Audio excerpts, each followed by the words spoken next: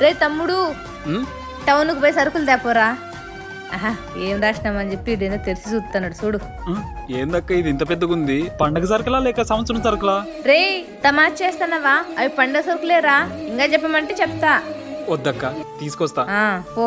రే బంగారు తల్లి, ఈ మావయ్య టౌన్ కు పోతాడు, నీకేమైనా కావాలా? కాదు మమ్మయ్య, ఏం కావాలి? పానీపూరియా గోబియా? అవి ఎప్పుడు తినేటివి మమ్మయ్య, నాకు మన ఊర్లో ఏం దొరుకుతాయి అవి కావాలా.